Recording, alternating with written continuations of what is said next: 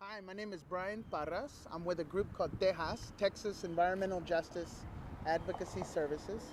And about a week or two ago, we were contacted by the Mi'kmaq Nation, and they asked us if we knew that SWN, a Houston-based energy company, was doing fracking exploration in their territory. And they asked us if we knew because they wanted us to deliver a letter. They were putting a call out of solidarity, and we certainly said, yes, we don't know about SWN, but we can find out, and yes, we would love to help you out. So today, we actually delivered an eviction notice to SWN, and that comes in the form of a letter that was written by the Mi'kmaq Nation. As you can see here, we've posted the letter on the I Don't Know More site. It's also on the Tar Sands Blockade site, and it will also be on the Bridge the Gulf site. And we're here in support of I Don't Know More and all First Nation communities across the globe. We're standing outside right now the Canadian consulate here in Houston, Texas. And I'm joined with Steve, actually went with us to the Swine Resource Center, and there are others here letting folks know as they drive home from work what Canada is doing and what the Houston energy companies are doing across the globe. So that's all I have to say. We would encourage folks. We weren't able to get this to Steve Mueller, the CEO of Swine Resources, but we did get a fax number, and so we have been asking folks to fax this letter in.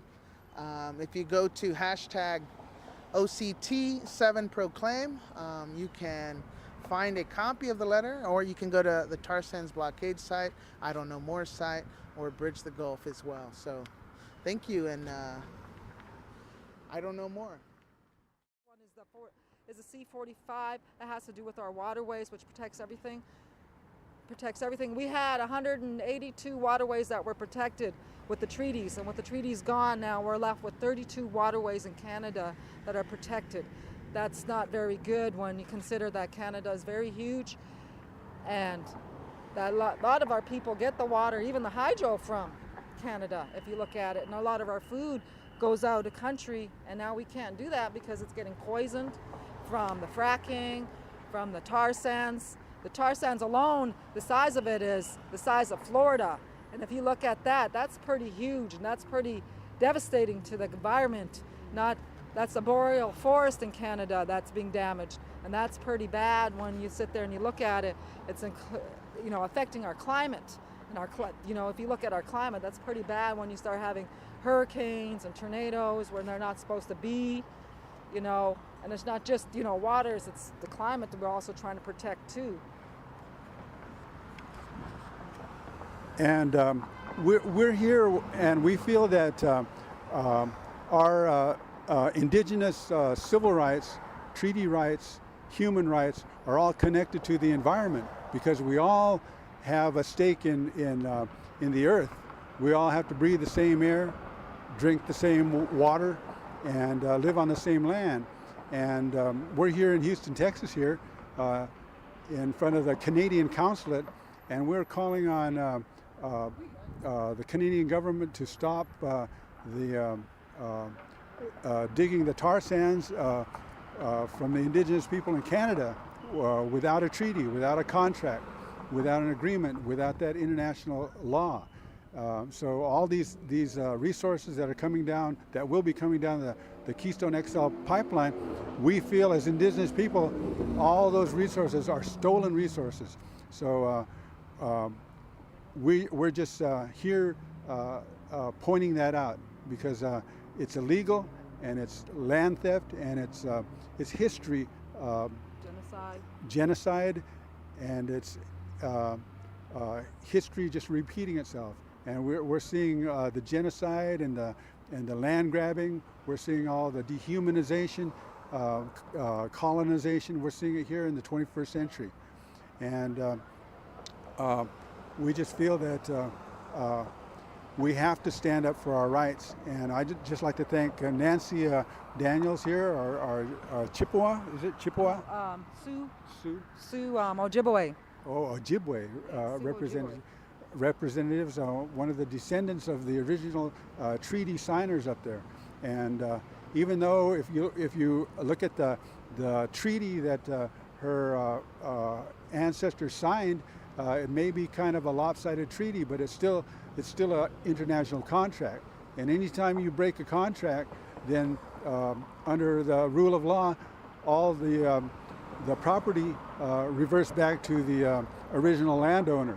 So we're sitting in a situation under the rule of law that whereby where the Canadian government broke the treaty with C-45, Omnibus Bill C-45 last December.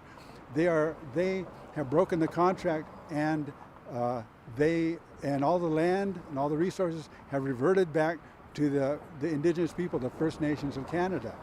And that is basic rule of law. And we're here today just to point that out, because we want to make that point in history for not only ourselves, but for our children, our grandchildren, and our great-grandchildren. And is there anything else you'd like to say, Nancy? No, that's...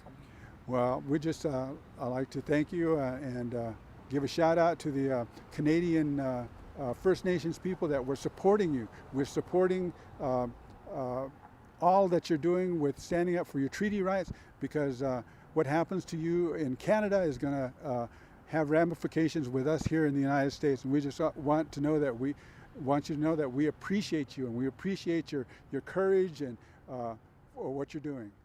We want to just thank you very much. I'm here today to protest the modern-day genocide of Native Americans.